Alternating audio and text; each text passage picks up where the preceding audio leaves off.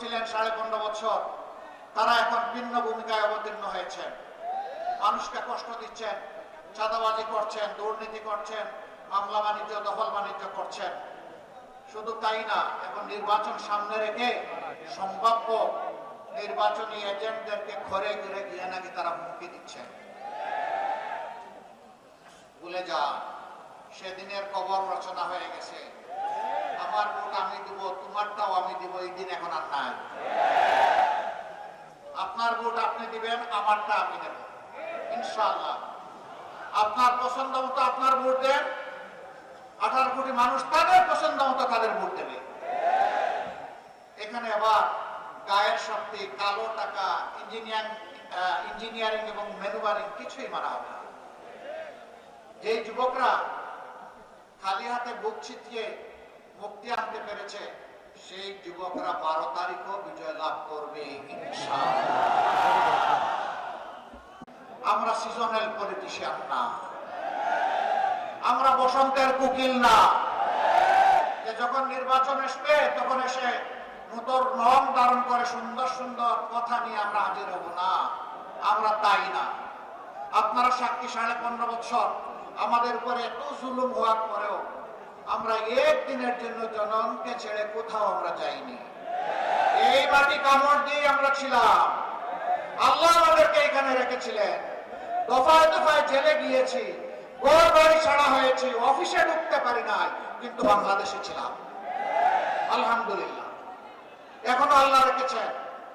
ইনশাআল্লাহ ভবিষ্যতে সুদিন দুর্দিন কি আসবে আল্লাহ ভালো জানেন।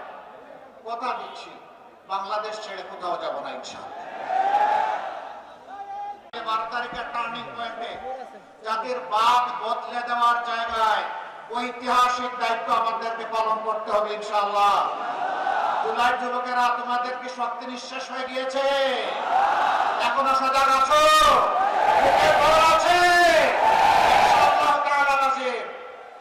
একটা সুষ্ঠু নির্বাচন এই জাতি আগামী 12 তারিখ আদায় করে ছাড়বে ইনশাআল্লাহ।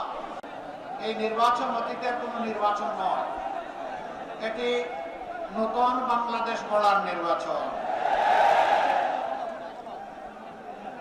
প্রায় 1,500-এর মতো জীবনের বিনিময়ে 34,000-এর ঊর্ধ্বে জুলাই যোদ্ধাদের রক্ত, আহত এবং পঙ্গুত্ববরণের বিনিময়ে আজকের এই নির্বাচন। 54 বছর নির্বাচন হয়েছে, সরকার গঠন হয়েছে। যারা সরকারে এসেছেন, আসার আগে তারা জনগণকে সুন্দর সুন্দর কথা শুনিয়েছেন, ওয়াদা দিয়েছেন, কিন্তু ওয়াদার জায়গায় রয়ে গেছে, ওয়াদা তারা বাস্তবায়ন করেননি। যার কারণে সমাজে বৈষম্য দেখা দিয়েছিল, অপরাধ চরম মাত্রা ধারণ করেছিল, দুর্নীতি গোটা সমাজকে একদম ডুবিয়ে দিয়েছিল। এর বিরুদ্ধে আমাদের যুব সমাজ ফুঁসে উঠেছিল একটা মাত্র স্লোগান, উই ওয়ান্ট জাস্টিস। আমরা ন্যায় বিচার চাই, আমার বাঁচার জন্য অধিকার চাই, শিশুর জন্য শিক্ষা চাই, যুবতীর জন্য কাজ চাই, মা বোনদের জন্য নিরাপত্তা চাই, ব্যবসায়ীর জন্য নির্ভেজাল ভাবে শান্তিতে নিরাপদে ব্যবসা করার পরিবেশ চাই, কৃষকের জন্য জমিতে নিরাপদে উন্নত মানের ফসল ফলানোর সরঞ্জাম চাই, শ্রমিকের জন্য তার শ্রমের ন্যায্য বিনিময় চাই, কর্ম পরিবেশ চাই। এই সব কিছু ছিল উই ওয়ান্ট জাস্টিস। বাংলাদেশ জামাতে ইসলামীর সবচেয়ে বড় মুসলিম সংগঠন বাংলাদেশে। আর কোন সংগঠনের শীর্ষ 11 জন নেতাকে শেখ হাসিনা সরকার খুন করে নাই।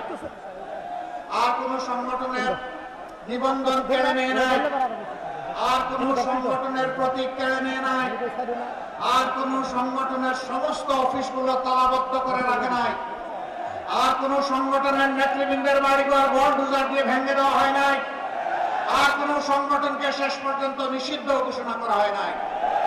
এটা একমাত্র সংগঠন বাংলাদেশ জামাত ইসলামী।